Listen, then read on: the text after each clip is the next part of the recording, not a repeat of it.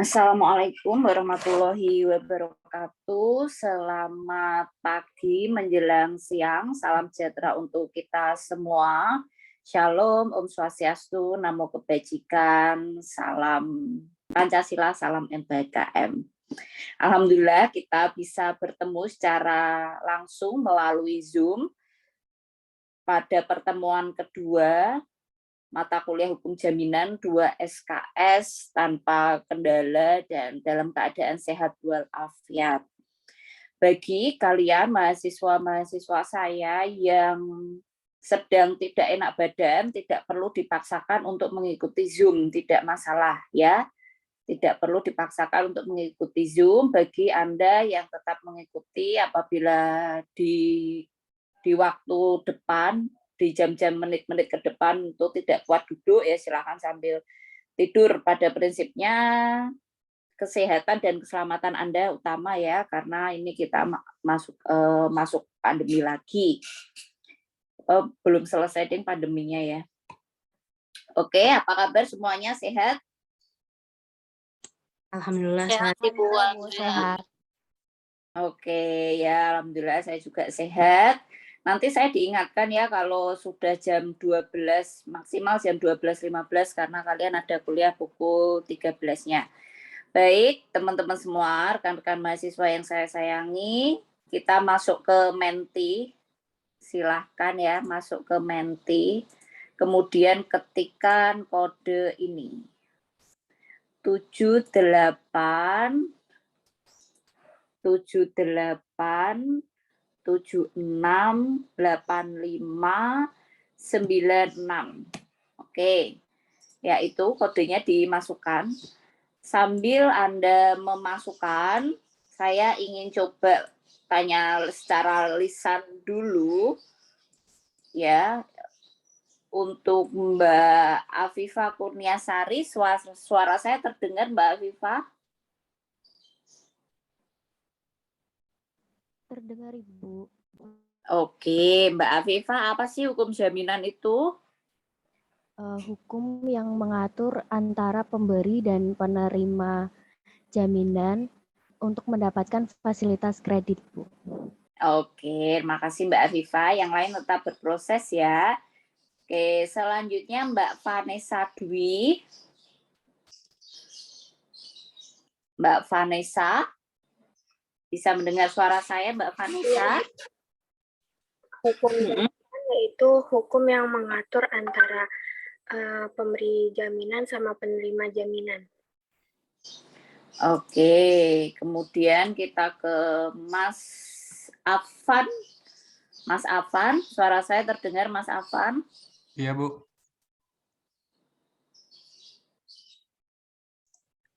Ya, silahkan. Halo. Hukum jaminan itu adalah hukum yang mengatur hubungan antara penerima dan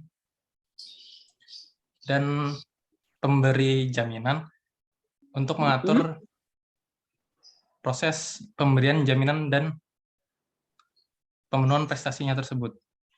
Oke, terima kasih. Mas Ahmad Zakia. Ya, Bu. Silahkan. Hukum jaminan itu aturan yang mengatur tentang hubungan antara pemberi jaminan dengan penerima jaminan yang menjaminkan benda-benda tertentu sebagai jaminan. Oke, terima kasih. Selanjutnya saya ke Mbak Nike. Ya, Ibu. Ya, silakan. Menurut saya itu hukum jaminan itu seperangkat aturan yang mengatur hubungan antara debitur dan kreditur guna melindungi barang yang dijaminkan gitu, Bu. Oke, baik, silahkan tetap berpartisipasi di Menti, submit jawaban Anda di Menti ya, sambil mendengarkan juga suara saya. Minggu lalu kita sudah mengawali materi terkait hukum jaminan ini, dan ini kita lanjutkan ya di minggu ini. Silakan sambil dibaca dan dipelajari seperti yang sudah saya sampaikan, kuliah saya tidak membaca slide satu persatu. Oke. Teman-teman semua, ini adalah jaminan ya. Kita akan mempelajari ini. Sesungguhnya ini tuh apa gitu. Minggu lalu itu kalau sudah saya tanyakan apa yang ada di benak Anda ketika mendengar kata jaminan. Nah, ada yang menyampaikan kredit, ada yang menyampaikan hutang, ada yang menyampaikan agunan, dan yang lain-lain. Jaminan ini sumber hukum utamanya ketika kita mempelajari terkait jaminan adalah di KUH Perdata. Buku 2. Minggu lalu kalau saya tidak keliru, saya sudah minta Anda untuk menyiapkan KUH Perdata di samping laptop. Ya, bagi yang belum disiapkan, silahkan untuk disiapkan. Jadi ini sumber utamanya. Coba sekarang Mbak Tiara punya KUH Perdata enggak, Mbak? Mohon maaf Ibu, suaranya putus-putus. Gimana Ibu? Oh ya, punya KUH Perdata tidak? Ada Ibu. Iya, buku 2 itu tentang apa sih, Mbak?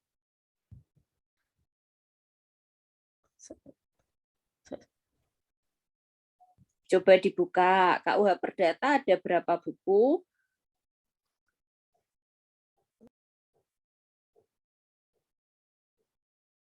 Ada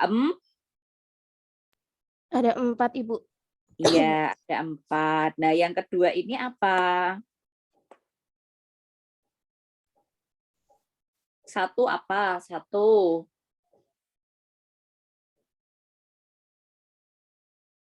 Mbak. Satu tentang Tentang orang Ibu. Ya. Bentar Ibu. Oh ya, ya udah kalau udah sakit. Mbak Samimi bisa dilanjut, Mbak? Bisa, Bu. Yang Iya. pertama itu tentang orang, yang kedua Mm-mm. tentang kebendaan, yang ketiga Mm-mm. tentang perikatan, dan yang keempat tentang pembuktian dan daluarsa, Bu. Oke. Jadi kitab sucinya kita kan BW nih, KUH Perdata. Nah, sumber utamanya itu adalah buku 2, namun tidak lepas dari aturan-aturan lex spesialis lainnya ya. Nanti kita pelajari lex spesialis itu undang-undang. Nah, sekarang nih kita sudah move ya dari pengertian hukum jaminan dan apa itu jaminan.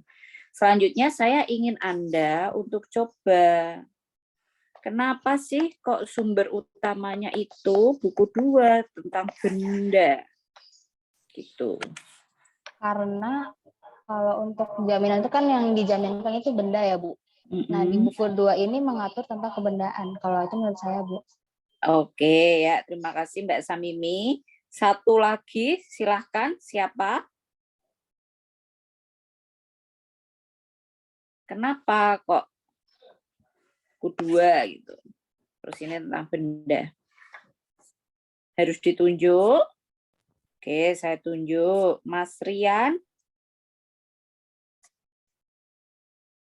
Iya, Bu. Ya, kenapa Mas? Menurut Mas Rian? Karena di dalam buku 2 ini berkaitan dengan adanya kayak apa sih? Kebendaan, Bu. Oke, ya. Teman-teman semua, ketika ada ya, ini adalah kreditur. Open mic dan jawab bersama-sama, kreditur itu apa? Orang yang memberikan pinjaman, Bu. Ya. Oke, jawab bersama-sama, debitur itu apa? Orang yang menerima. Orang yang memiliki beban, Bu. Oke, terima kasih ya. Sudah tidak ada lagi bingung ya antara kreditur dan debitur.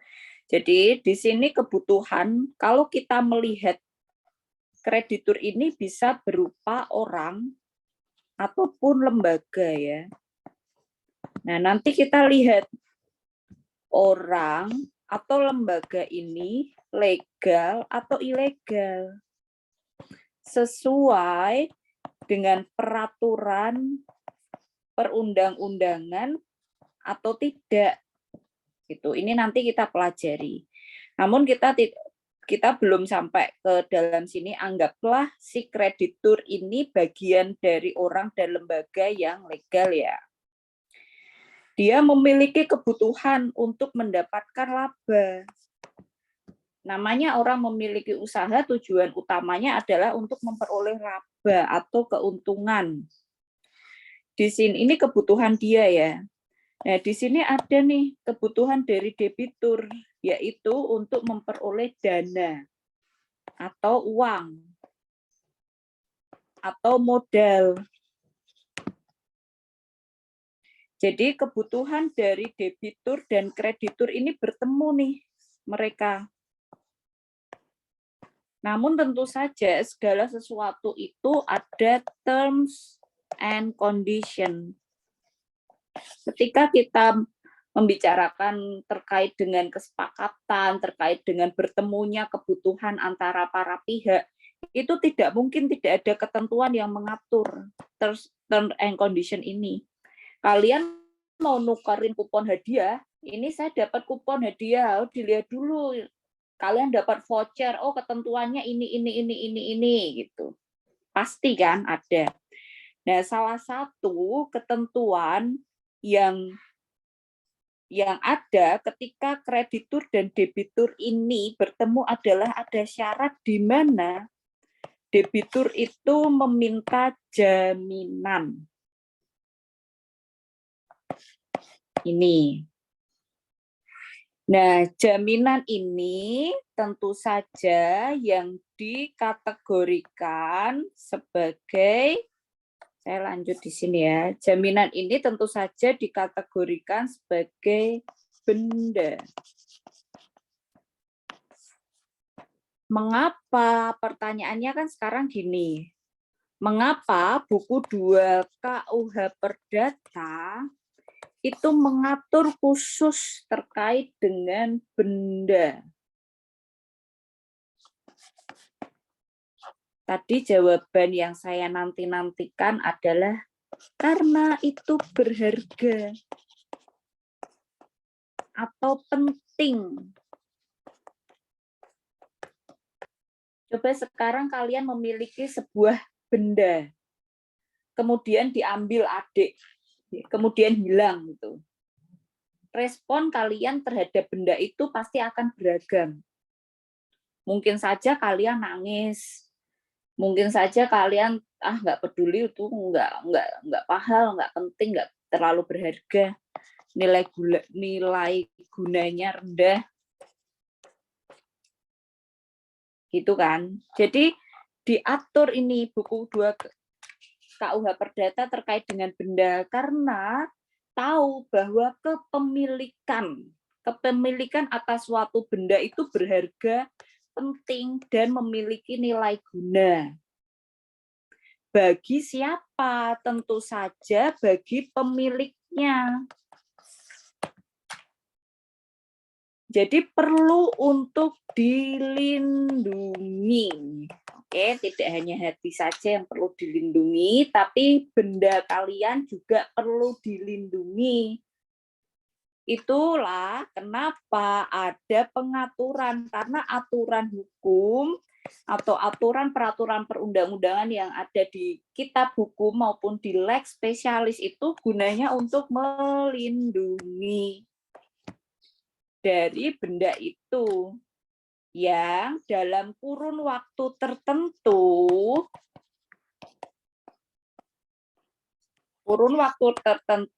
itu dijaminkan oleh pemiliknya. Itu konsepnya adalah demikian ya.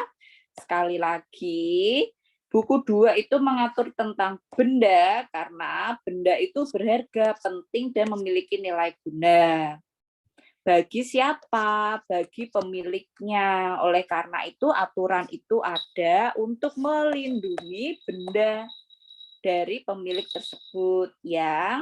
Kalau kita membahas terkait dengan hukum jaminan, benda tersebut dalam kurun waktu tertentu dijaminkan oleh pemiliknya. Mengapa dalam kurun waktu tertentu? Oke. Mengapa dalam kurun waktu tertentu? Sekarang saya tanya ke siapa ya? Kalau ada yang berulang bilang saja Bu, saya tadi sudah gitu ya. Mariska, Mbak Mariska. Kurun Ya, waktu Bu. tertentu ini maksudnya apa sih? Kalau menurut saya jaminkan dalam waktu tertentu karena dalam melakukan hutang piutang itu barang yang dijaminkan itu tidak langsung hilang begitu saja. Maksudnya itu kayak ada batas waktu di mana pemilik barang yang dijaminkan itu dapat mengambil kembali barangnya gitu. Oke, terima kasih Mbak Mariska. Mbak Rahmawati, silakan. Kalau menurut saya barang ini sesuai dengan perjanjian awal, dia itu meminjam dengan memberikan jaminan itu sesuai tanggal berapa sampai tanggal berapa itu dapat melunasinya dan mengambil barang jaminannya tersebut. Oke, ya terima kasih Mbak Aminatul, silakan. Ya, kalau menurut saya barang yang dijaminkan itu dapat diambil oleh orang yang menjaminkan dengan waktu yang sudah ditentukan. Begitu, Ibu. Oke, terima kasih ya responnya dan pendapatnya. Jadi di sini ada waktu tertentu nih. Pasti ada waktu. Kalau tidak ada waktu, namanya bukan kredit, tapi jual beli. Oke. Namanya bukan kredit atau hutang piutang, tapi jual beli. Jadi di sini pasti ada waktu karena si debitur tidak menjual barang tersebut, benda tersebut kepada kreditur, tapi hanya menjaminkan dalam waktu tertentu. Dan jaminan itu akan lepas atau hilang ketika terjadinya pelunasan. Itu. Oke, jadi konsepnya adalah demikian. Pasti tidak mungkin tidak ada jangka waktu tertentu. Kalau tidak ada jangka waktu tertentu berarti itu adalah jual beli, sudah dibeli, sudah dijual oleh debitur, sudah dibeli oleh krediturnya. Dan dalam hal ini tidak lagi disebut kreditur debitur, tapi disebut dengan pembeli dan penjual. Oke, itu adalah konsep dasar kerangka berpikir ketika kita mempelajari terkait dengan hukum jaminan. Ya, itu tadi semua dari awal itu adalah konsep berpikirnya atau kerangka berpikirnya atau kerangka teori. Nah, sekarang di materi awal ya. Tadi saya sudah meminta kalian untuk mempelajari terkait dengan pengertian ya. Ini sudah saya skip, lalu kemudian sumber hukum juga sudah. Lalu kemudian sekarang kita kenalan dengan ini nih. Sekarang misalnya nih saya secara analogi sederhana ya, ini contoh aja. Mbak Tessa menghubungi Mbak Nadia. Nadia, bisa ndak aku dipinjamin ya? Anggaplah ini Mbak Tessa, ini Mbak Nadia ya.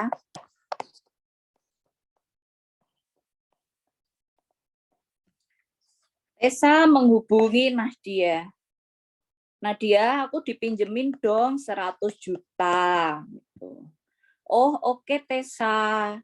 Tapi aku perlu jaminan. Benda apa yang bisa kamu jaminkan selama uang 100 juta aku belum kembali? Oke, aku jaminkan sepatu ya. Sepatunya merek apa? Sepatunya merek Ardiles. Kalau dari analogi sederhana ini, yang bisa Mas Farhan simpulkan ketika Mas Farhan jadi Mbak Nadia, Dipinjamin tidak?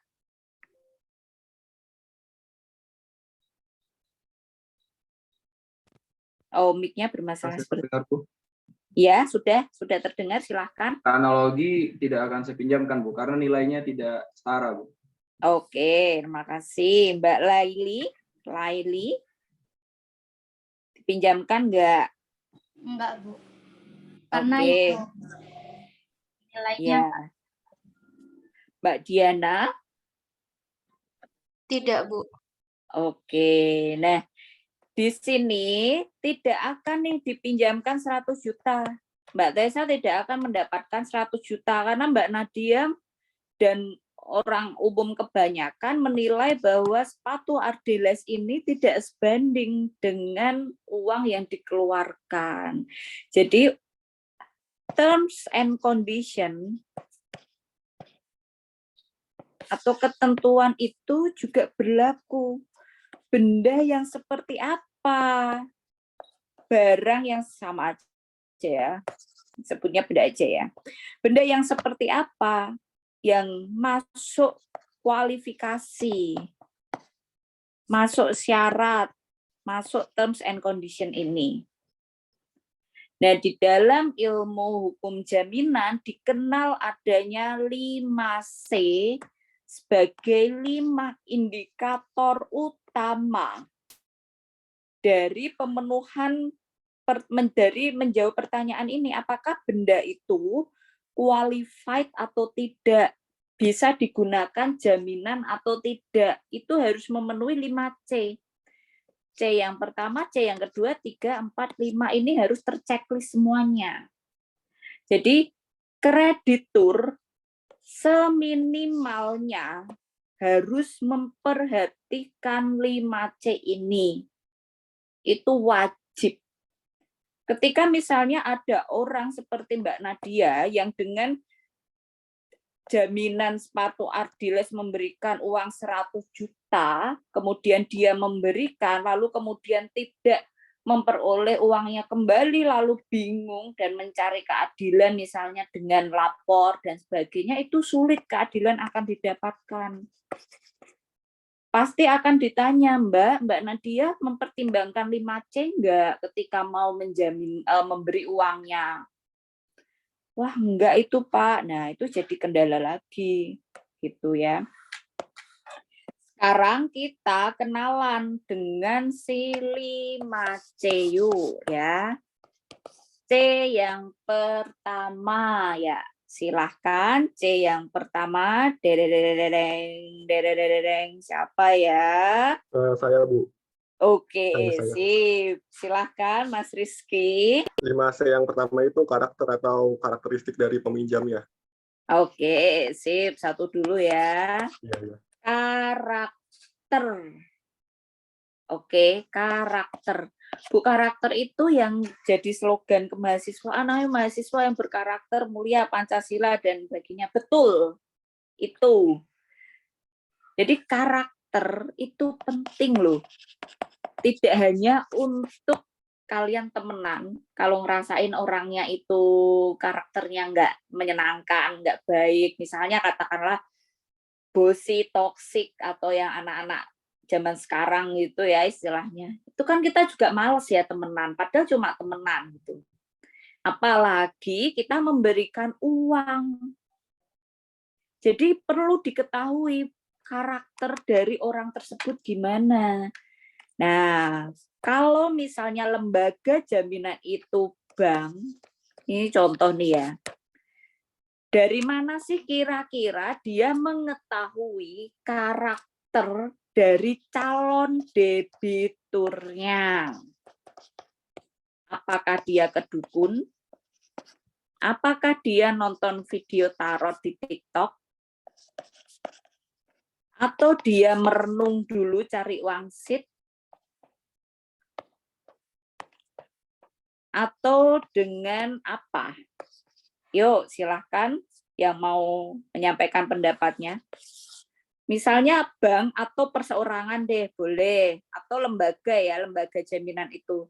Dia kan tidak tahu nih, Untuk mengetahui karakter dari calon debiturnya kira-kira bagaimana caranya? Izin menjawab. Izin menjawab, Bu. Izin menjawab, Bu. Oke, ya silahkan klik raise hand.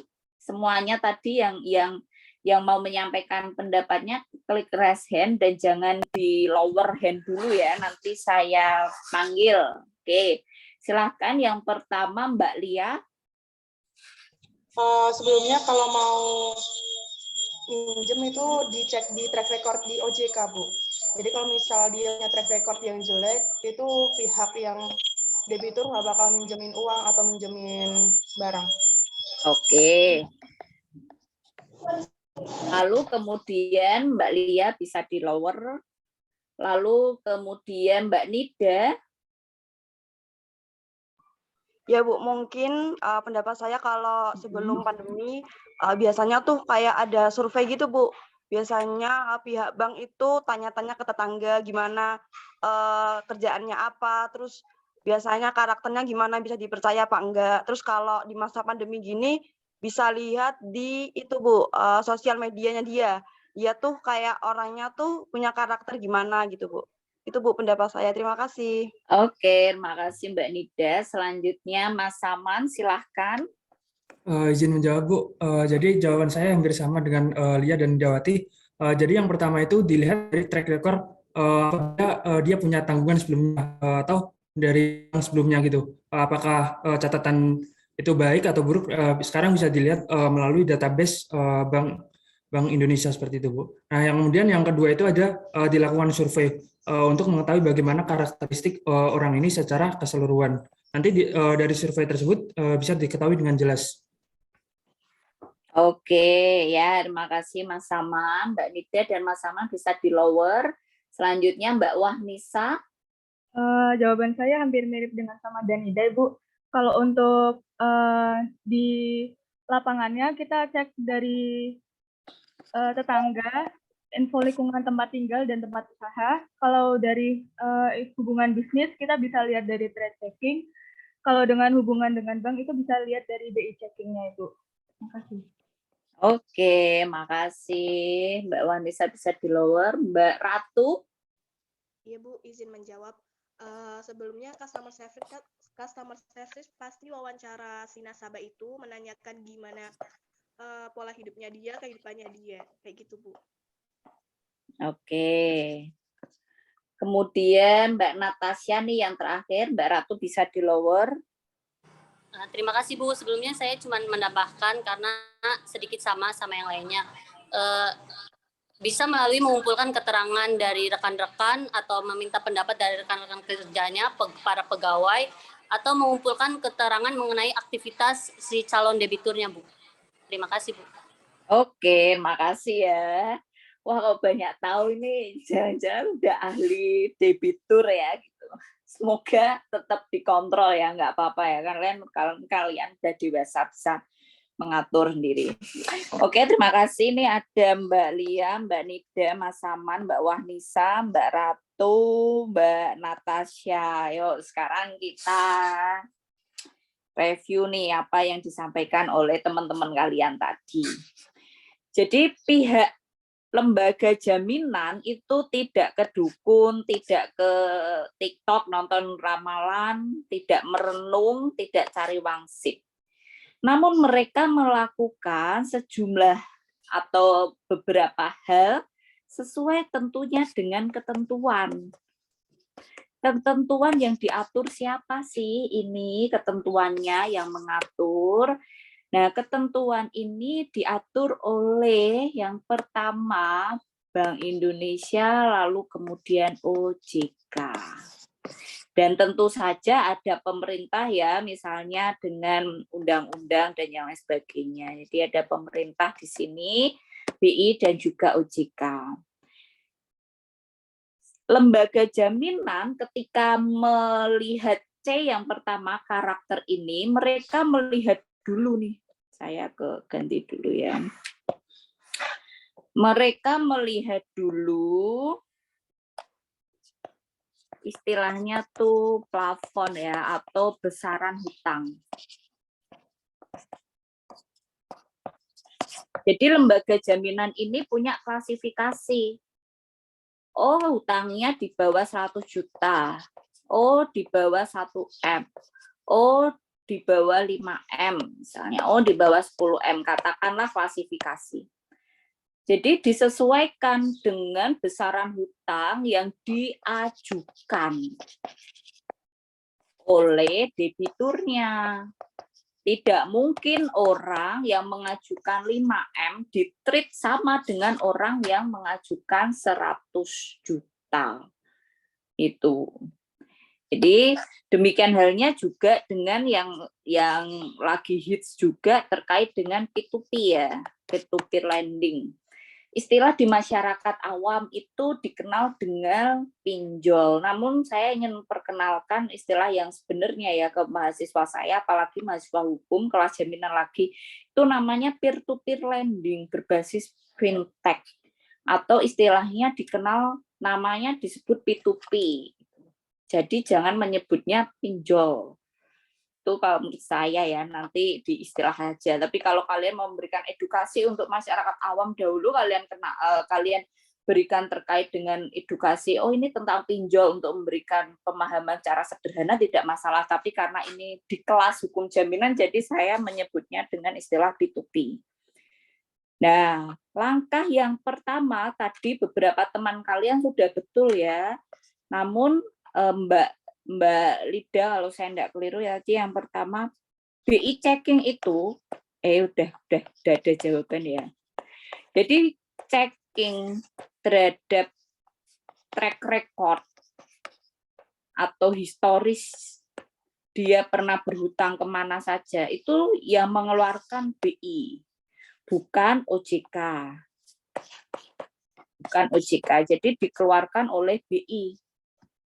Lembaga jaminan yang akan mengeluarkan kredit itu mengajukan permohonan dulu ke BI, atau mereka punya satu aplikasi khusus ya, mereka punya user. Jadi yang punya user yang bisa langsung mengakses itu ya lembaga jaminan yang sudah di ACC usernya, sudah authorize usernya oleh BI. Jadi yang mengeluarkan adalah BI. Gitu. Lalu kemudian BI checking itu dilakukan. Nah, ada yang melakukan seperti apa ya istilah kalian ya, survei atau wawancara, intinya bertanyalah, menggali informasi. Gitu. Penggalian informasi ini dilakukan oleh oleh kreditur kepada debitur. Yang pertama tentunya digali dulu. Debitur ini ditanya dulu.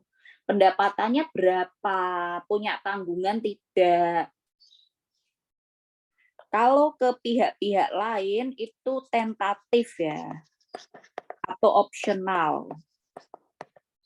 Cara praktiknya nanti kalian bisa tanyakan kepada praktisi lembaga jaminan yang kalian akan observasi ya. Bisa cross check. Jadi pihak lain bertanya kepada pihak lain, itu tadi kalian menyebutkan ada tetangga, ada rekan kerja, atau ada saudara.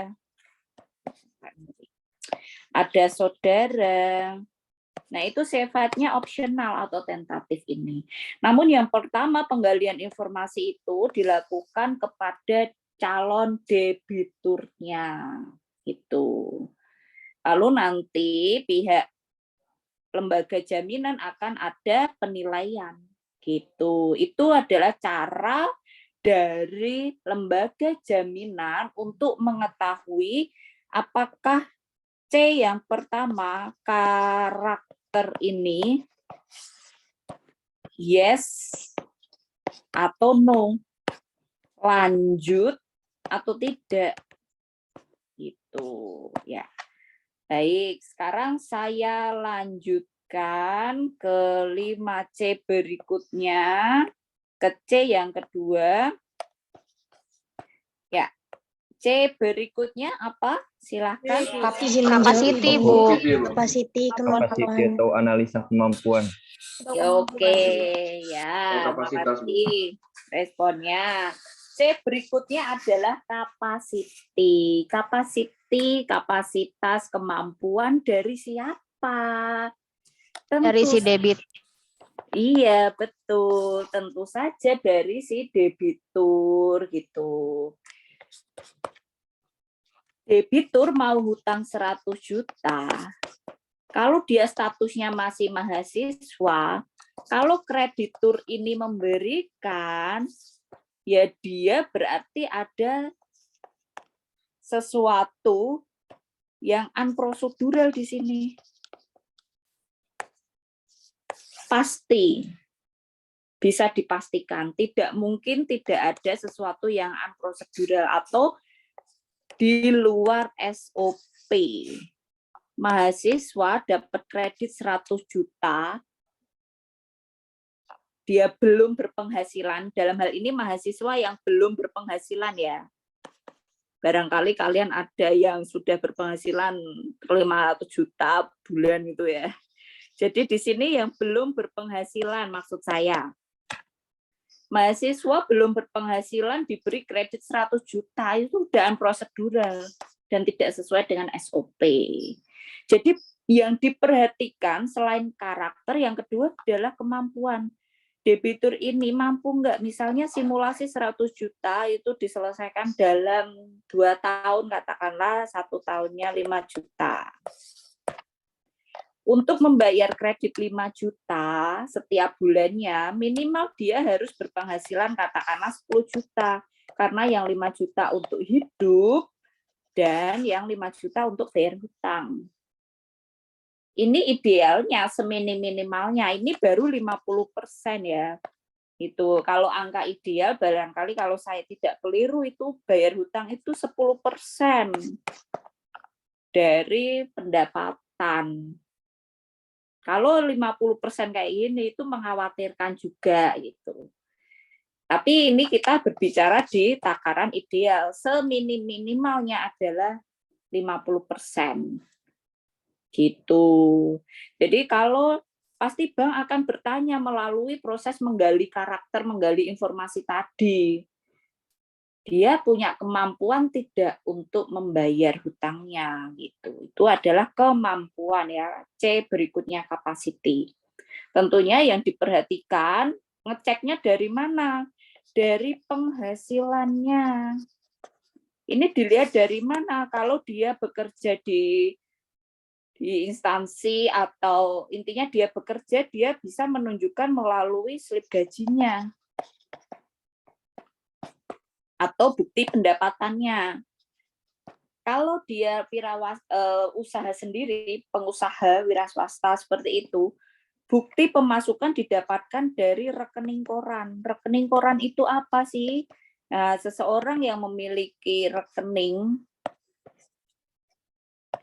itu dia bisa minta ke bank rekening korannya. Jadi historis uang masuk dan uang keluarnya, cash flow namanya ya. Ini kita nyerempet-nyerempet sedikit ke ekonomi, nggak apa-apa. Tapi ini basic knowledge ya, pengetahuan umum.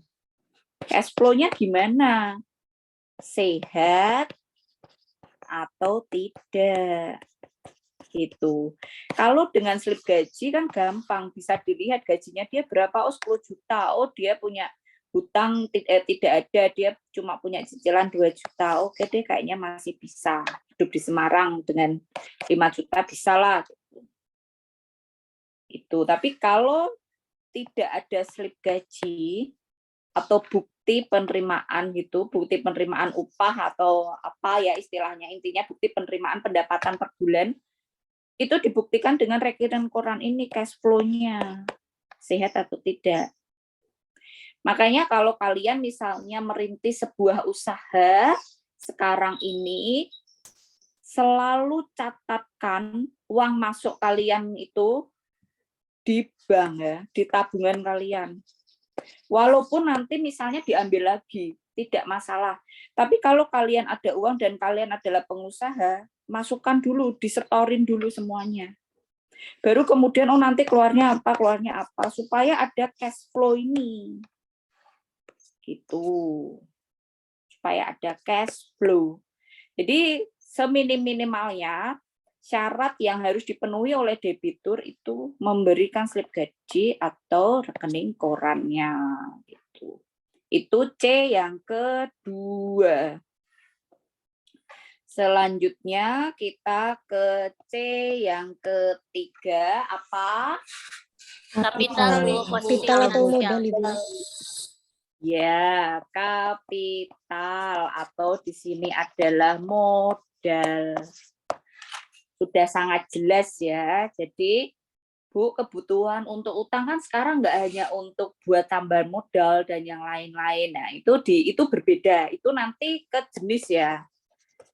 Jenis kredit itu kita nanti masuknya setelah ini gitu. Ada yang namanya konsumtif atau khusus untuk pembiayaan kredit handphone, gadget, komputer, laptop, elektronik, atau P2P pay letter itu beda, itu sifatnya masih konsumtif ini gitu. Jadi sudah jelas di sini, tidak perlu saya panjang lebarin, yaitu kapital di sini untuk pemenuhan modal dari si debiturnya bagaimana gitu. Lanjut kita ke C berikutnya. Kolateral, Bu. Kolateral, Bu, atau jaminan. Kolateral. Nah, sebenarnya zaman sekarang itu pemenuhan atau syarat kolateral ini ya, itu tidak lagi emas, tidak lagi wajib. Kenapa? Karena sekarang ada P2P ini. Ada pay letter. Emang ada nih mereka nyaratin ada kolateral? Kan nggak ada. Gitu. Sebenarnya zaman dulu sebelum P2P ini ada ya, pay letter ini ada ini nih, kredit usaha rakyat ya, atau kredit tanpa agunan gitu. Itu ada juga sebelum dengan P2P ini. Namun cara mendapatkannya ya nanti kita bahas ya perbedaannya dengan P2P fintech dan non fintech itu gimana. Sebenarnya ada gitu, sudah ada. Jadi pemenuhan jaminan atau kolateral ini sekarang tidak wajib, tapi tetap masih ada ya, masih ada lembaga jaminan yang mewajibkan adanya kolateral atau benda yang dijaminkan. Benda yang dijaminkan. Itu ada. Oke, sekarang lanjut ke C yang terakhir nih, 5C. C yang terakhir adalah Condition of economy. Condition, Bu. Iya.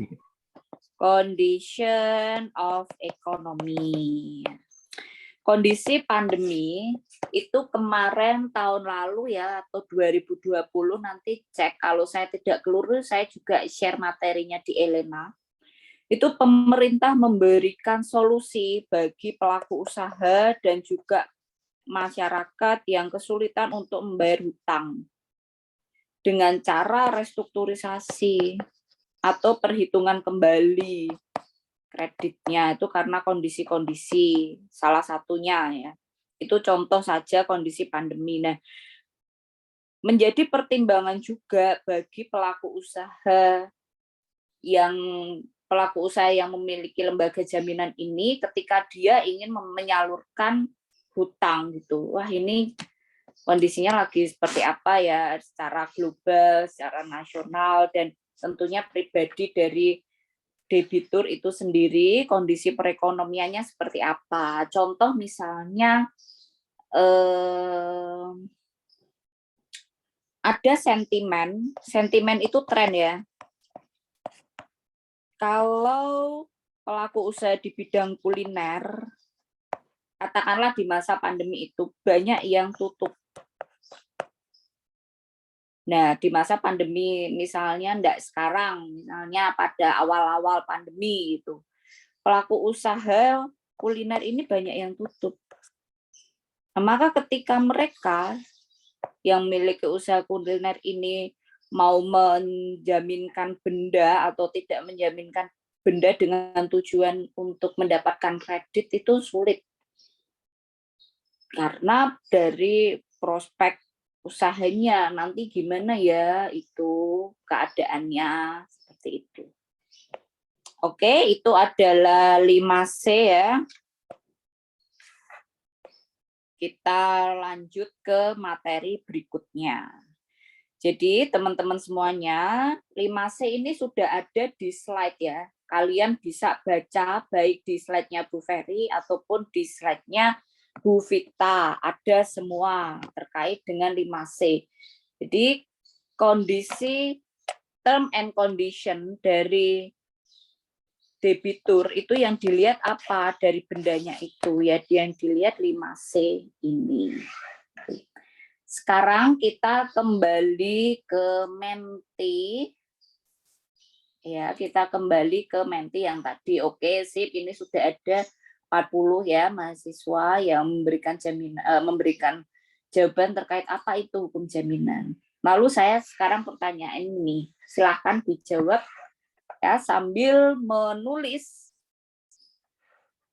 sambil kalian menulis di Menti.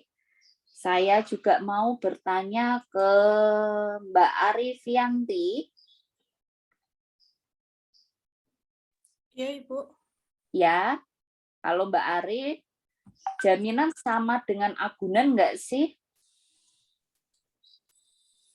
Kalau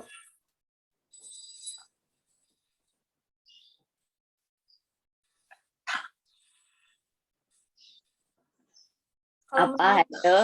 Kalau menurut saya beda, Ibu. Soalnya kayak agunan itu kayak apa ya? Kayak sebuah Ya, wes jawabannya gitu aja nggak apa-apa, beda ya. Ya, Ibu. Oke. Sekarang Mbak Dinda Safitri, silahkan. Menurut saya sama, Ibu. Oke, makasih. Mas Kapka. Menurut saya juga sama, Ibu. Oke. Sekarang kita ke Mbak Syifa. Menurut saya beda, Bu. Mbak Hana. Beda, Bu. Oke, Mbak Nabila. Sama, Ibu. Ya, Mbak Saidatul. Beda, Ibu. Oke, ya. Sekarang teman-teman, semuanya saja, ini ada 47 partisipan ya, mahasiswa. Silakan raise hand yang menjawab atau yang jawabannya adalah sama. Pencet raise hand. Oke, yang menjawab jaminan sama dengan agunan. Silakan raise hand ya. Oke, sebenarnya bisa pakai pool ini di Zoom-nya, tapi Lola harus nggak bisa. Jadi saya gunakan ini ya untuk explore secara gampang. Oke, 21 mahasiswa, 22 mahasiswa sama dengan agunan. Sekarang yang tidak sama. Oke. Turut 17, 18, 19, 20. Oke, 19, 20 ya. Tadi 21. Oke ya, hampir sama ya. Terima kasih. Hampir sama ya. Sekarang mari kita simak. Silakan sambil dibuka peraturan-peraturan perundang-undangan yang ada, di scroll-scroll Elenanya, di scroll-scroll slide-nya. apakah jaminan itu sama dengan agunan? Nah, di sini banyak sekali istilah yang digunakan. Memang membuat masyarakat awam, katakanlah kalian adalah masyarakat awam ya, sebelum mempelajari terkait hukum jaminan ini. Pasti saya tahu, pasti nganggapnya jaminan itu ya agunan. Emang bedanya apa? Kan sama-sama bendanya. Pasti jaminan itu sama dengan agunan, kan benda. Namun kalau kita berbicara terkait dengan yuridis, ketentuan normatif, peraturan perundang-undangan, ini tidak sama. Karena ada definisi dari agunan di peraturan perundang-undangan, yaitu di Undang-Undang Perbankan. Gitu ya. Jadi ada definisi sendiri dari Undang-Undang Perbankan terkait dengan agunan. Jadi agunan ini ibarat lingkaran. Lingkaran besar ini adalah jaminan. Nah, lingkaran kecilnya di sini adalah agunan. Gitu. Jadi seperti itu.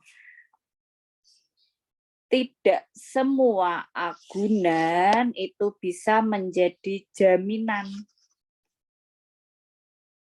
Tapi kalau dia bisa menjadi jaminan, pasti dia agunan. Gitu. Contohnya sesimpel yang saya sampaikan terkait dengan sepatu Ardiles tadi. Apakah dia agunan, apakah dia jaminan? Nah, sekarang yuk kita pelajari, baca dulu. Mbak Nabila bisa dibantu pengertian agunan di Undang-Undang Perbankan. Silahkan dibaca.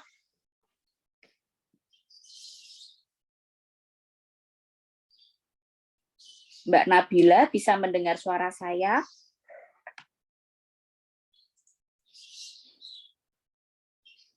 Oke, diganti Mbak sampai Mas Fajri. Ya, Bu. Pengertian apa ya, Bu? Agunan. Oh ya.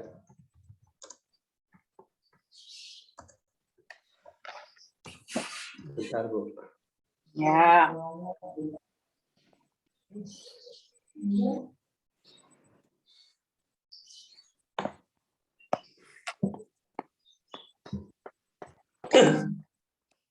Pasal berapa, Mas Fajri? Pasal 1 angka ayat 28. Ya. Bentar, Bu.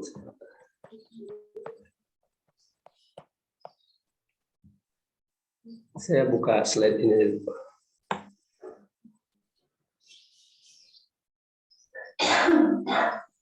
Minggu depan harus sudah terdownload, harus sudah terbuka ya di layar laptopnya ya.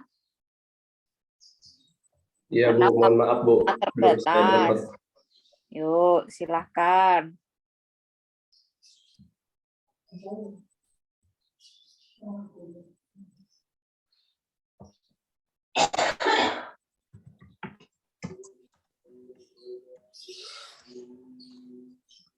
Udah jam 12. Mas Fajri. Ya, Bu. Ada kendala? Sinyal saya agak jelek, Bu, jadi belum bisa ke download ininya. Oke, Mungkin sekarang bisa sekarang Mbak Novia, bisa dibantu Mbak Novia? Bisa, Ibu. Ya, silakan Mbak Novia. Dari pasal 1 angka 23 Undang-Undang tentang Perbankan, agunan adalah jaminan tambahan yang diserahkan nasabah debitur kepada bank dalam rangka mendapatkan fasilitas kredit atau pembiayaan berdasarkan prinsip syariah, Ibu. Oke. Jadi di sini agunan dan jaminan itu tidak sama ya teman-teman. Itu dia agunan di dalam lingkaran jaminan. Jaminan lebih luas. Sekarang kita lanjutkan ke materi berikutnya. Ketika kreditur memberikan utang kepada debitur, maka kewajiban untuk melakukan assessment atau penilaian checklist 5C ini ada pada kreditur atau pada debitur. Silakan open mic dijawab bareng-bareng. Kreditur, Bu. 1, 2, 3. Kreditur. Oke, ada yang jawab dua-duanya kayaknya ya. Jadi yang memiliki kewajiban untuk melakukan assessment atau penilaian 5C ini ada pada kreditur. Jadi kewajiban ada pada kreditur. Kalau kreditur tidak melakukan 5C itu dia keliru. Seperti yang saya sampaikan di analogi tadi, mahasiswa yang belum berpenghasilan, dia diberikan kredit 100 juta. Misalnya tanpa ada penghasilan dan tanpa ada prospek apapun loh ya, gitu. Beda dengan mahasiswa yang sudah berpenghasilan. Itu berarti ada keliru di SOP. Kreditur tidak melakukan proses 5C ini dengan baik. Itu tidak boleh dan itu adalah pelanggaran terhadap peraturan perundang-undangan. Dilihat dulu lembaga jaminan dari kreditur yang tidak melakukan ini apa? Apakah dia bank? Apakah dia lembaga keuangan? Apakah dia misalnya lembaga gadai, hak tanggungan, dan yang lain-lain. Itu dilihat dulu. Gitu. Jadi yang memiliki kewajiban untuk melakukan assessment 5C ketika ada permohonan kredit adalah kreditur. Nah, kemudian kewajiban dari debitur apa? Kewajiban dari debitur yaitu pemenuhan jaminannya ini. Kenapa jaminan itu lebih luas? Karena jaminan ini tidak hanya dimaknai dengan barang atau benda, tapi juga 5C tadi, karakternya dia gimana sih? Capital, collateral, condition of economic, itu gimana? Itu semuanya tuh jaminan dari si debiturnya. Dia menjaminkan karakter dia. Karakter yang tadi sudah kita bahas ya, track record hitungan kreditnya dia. Dia menjaminkan kemampuannya dia. Dia menjaminkan capitalnya, condition of economy-nya itu. Seperti itu. Itulah makna dari perluasan ini. Itu. Nah, kenapa di Undang-Undang Perbankan itu definisinya adalah tambahan? Setelah pemenuhan 5C ini, ditambah ada benda yang di bawah. Dijaminkan dalam penguasaan dari kreditur. Selama hutang itu belum lunas, maka benda yang dijaminkan itu di bawah kuasa dari krediturnya. Itu, oke? Nah, wah, jelas ya urut-urutannya ya. Tapi kalau Anda memperhatikan, insya Allah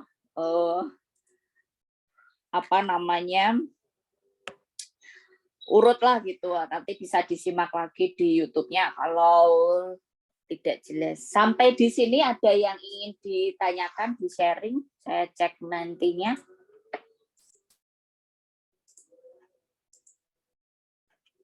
Oke, ini udah 38 ya, berbeda sama ya. Oke. Tadi hukum jaminan, hukum yang mengatur antara kreditur dan debitur. Nah, sekarang saya masuk nih untuk sedikit lagi ya. Ini 12 pukul 02 sedikit. Di beberapa pengertian yang kalian sebutkan tentang hukum jaminan itu, beberapa dari kalian menyebutkan terkait dengan hubungan hukum.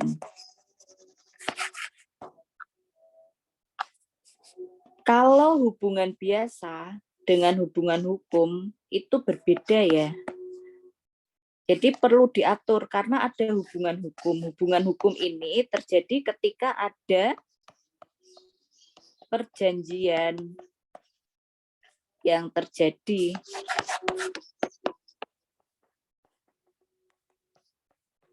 utamanya yang sifatnya tertulis.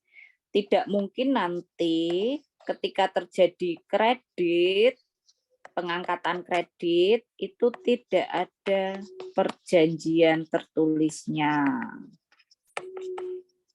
Jadi nanti selama semester ke depan kita akan melihat nih bagaimana perjanjian tertulis yang diberlakukan kreditur dan atau yang diberlakukan kreditur kepada debitur. Jadi kalian akan mempelajari ini. Itu perjanjiannya gimana sih? Apakah sudah sesuai dengan ketentuan terkait dengan perjanjian? Saya ingin kalian memang kalian kan sudah lulus ya hukum perdata. Saya ingin kalian minggu depan tidak ada yang lupa atau blank terkait dengan syarat sahnya perjanjian. Ya, itu ada 4. Dibaca lagi apa, pasal berapa, di mana. Oke ya. Baik. Ada yang ingin ditanyakan atau disampaikan semuanya terkait dengan materi kita minggu ini?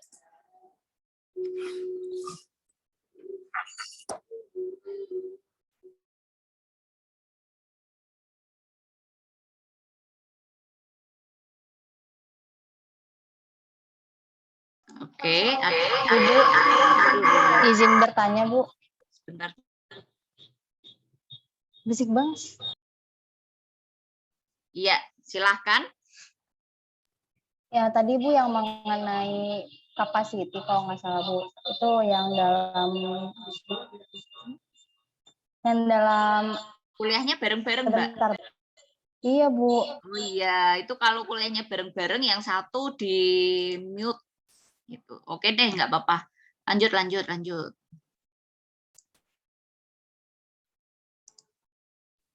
Ya, gini Bu, misalkan dalam P2P yang tadi Bu,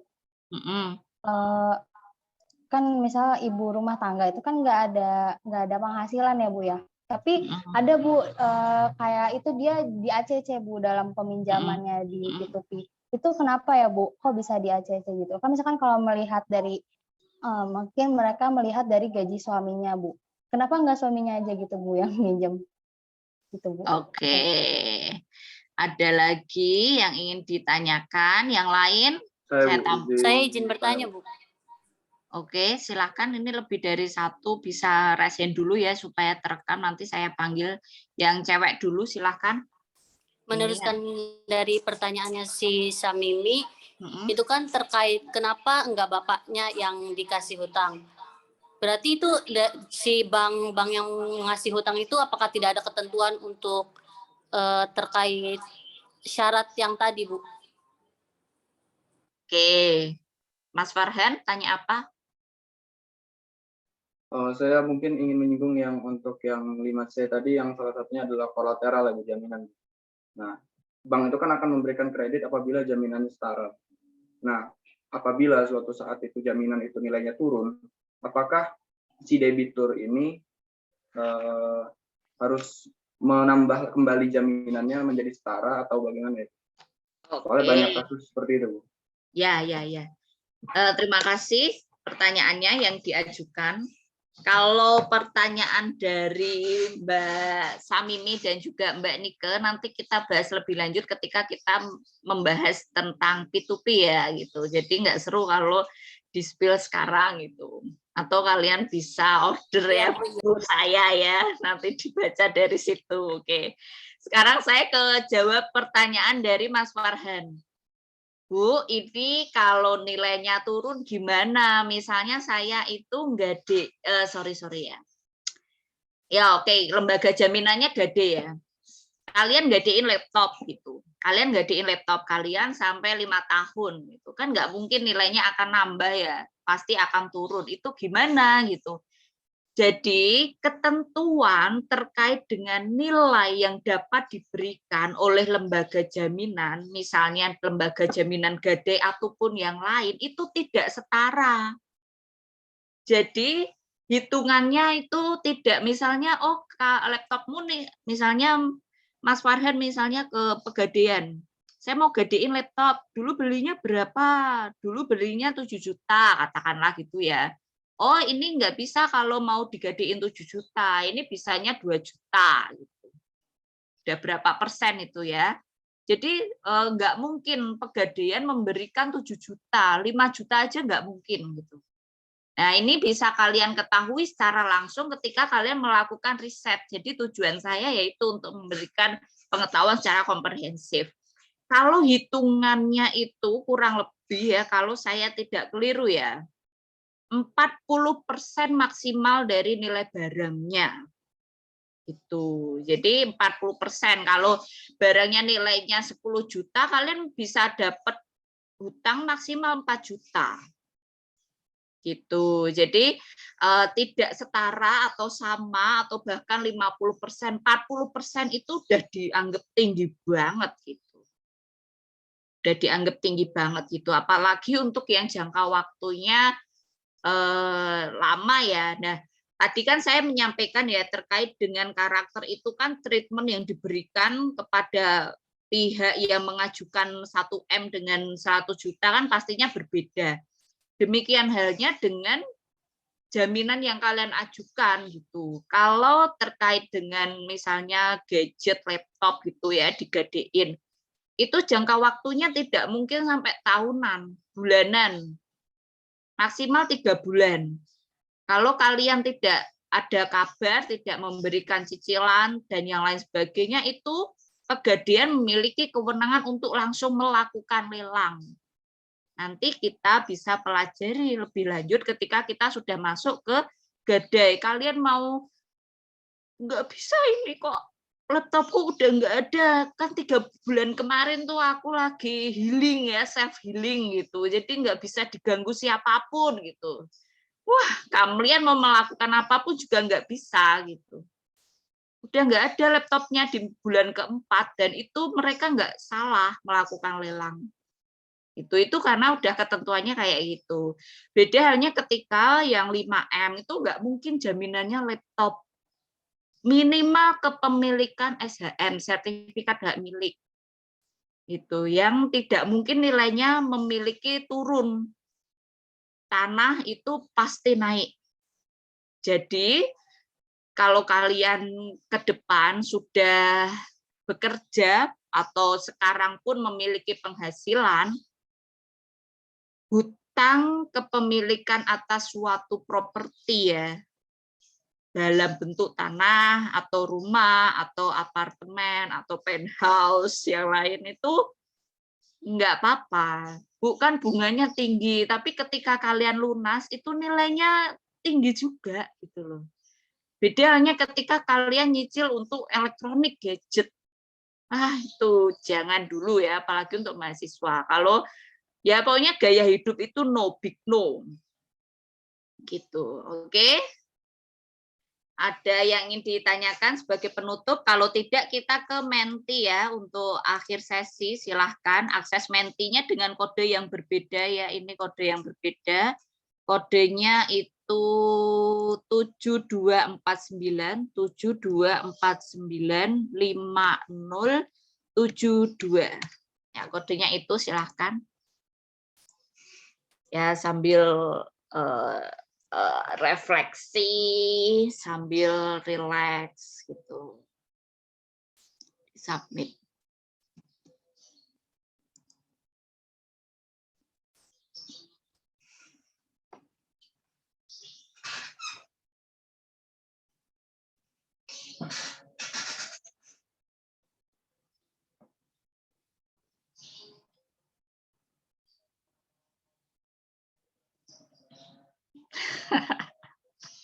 Oke, ya utang itu ribet. Kalau bisa nggak utang ya, gitu. Tapi nanti kalau kalian dewasa akan menemukan bahwa kalian, oh ternyata bisa membantu juga. Tinggal bagaimana mengelolanya.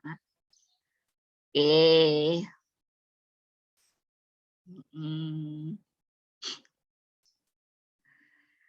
Cari duit masih. Ya nanti ya cari duitnya, sekarang belajar yang benar dulu.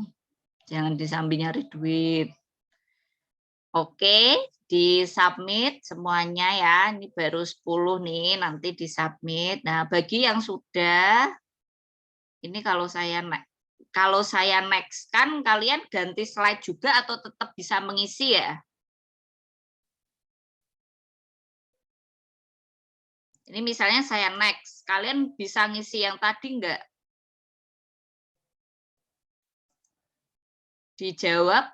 Kalau jawab Bu, kalau yang udah submit itu nggak bisa Bu. Oke. Ya. Tampilannya berbeda gitu Bu. Oke ya, kalau yang sudah submit berarti silahkan give me a star ya. Sebagai penutup, feel free, santai saja. Apapun itu oke. Ya, yang belum silahkan disubmit. Ini udah 3, 6. Ya, kita tutup di ini 12.14 ya, sekitar 1 menit ya, di 12.15 ya. Tadi untuk presensi ada kendala enggak? Ada yang ketinggalan presensi di Elena? Saya lupa presensi, Bu. Oke, ya nanti bisa jabri saya dan sertakan. Waktunya sampai jam 1 kok, Bu. Oh, Oke. waktunya sampai jam 1 ya. Ya. Di presensi dulu. Oke. Ya, silakan. Bertanya satu hal boleh, Bu? Boleh, nggak apa-apa. Iya, jadi kan sebenarnya Ibu minggu lalu juga udah ngejelasin ini tentang kelompok itu, Bu. Ibu kan ngejelasin kalau satu kelompok lebih bagus seandainya satu orang satu lembaga. Nah, itu kalau misalkan di dalam satu kelompok udah ada lembaga fidusia, lembaga hak tanggungan, dan pokoknya 5 gitu. Nah, ntar yang ngebedain kita sama kelompok lainnya itu apa harus benar-benar nggak boleh fidusia, nggak boleh hak tanggungan atau gimana? Enggak ya, jadi yang ngebedain kalian antara satu kelompok dengan kelompok yang lain, misalnya kalian ke lembaga jasa keuangan di daerah kalian, misalnya ada leseng apa namanya ya, Nusantara gitu, misalnya. Nah kan di kota lain lesengnya beda lagi, gitu. Oh Pegadaian, kalau Pegadaian nggak apa-apa ya, Pegadaian kan kita tahu memang sama semua. Jadi Pegadaian di Purwokerto, Pegadaian di Semarang, itu kalian nggak apa-apa. Jadi kalian tetap ke Pegadaian, bukan, oh kalau udah kelompok ini udah ke Pegadaian nggak boleh lagi, itu enggak. Tapi apabila misalnya kalau di Semarang itu ada gadai swasta, tapi barangkali misalnya di Banyumas tidak ada gadai swasta, adanya Pegadaian, ya udah kalian ke Pegadaian nggak apa-apa. Tapi kan Pegadaian yang di Banyumas kan, gitu. Pegadaian yang di Semarang pun misalnya, oh yang di cabang ini dengan yang di cabang sekarang dengan yang di cabang Tembalang itu udah berbeda, itu nggak masalah. Yang penting tempatnya itu gitu. Antara satu kelompok dengan kelompok yang lain berbeda. Jadi saya tidak berharap banyak orang mahasiswa ke satu tempat. Intinya goalnya itu. 1, pandemi, dan 2 kan berarti mereka dapat informasi yang sama gitu. Jadi misalnya banknya, oh semuanya lalu nyerbu ke bank atau ke BPRX gitu ya. Nanti seluruh kelompok ke sana, kalau 2 kelompok aja udah 10 mahasiswa misalnya, kan enggak. Jadi itu aja. tidak di tempat yang sama. Jadi di reply aja di forumnya itu tujuan risetnya itu spesifiknya di BPR mana, BPRS mana, di lembaga jasa keuangan mana gitu. Terima kasih, Ibu. Oke, sama-sama. Yang lain sudah? Ada yang ingin ditanyakan? Oke, jika tidak ada, terima kasih banyak atas partisipasinya dan semoga sehat selalu. Kita bisa bertemu di kesempatan berikutnya ya. Selamat istirahat untuk kuliah jam 1. Kita foto dulu slide pertama ya. 1, 2, 3. Oke, slide kedua. Iya, Mbak Tiara sama Mas Wahyu. Oke, 1, 2, 3. Terima kasih banyak perhatiannya. Semoga ilmu yang kita bagikan siang ini bermanfaat untuk kita semua. Sampai jumpa. Selamat siang. Wassalamualaikum warahmatullahi wabarakatuh. Waalaikumsalam warahmatullahi wabarakatuh. Terima kasih banyak, Ibu.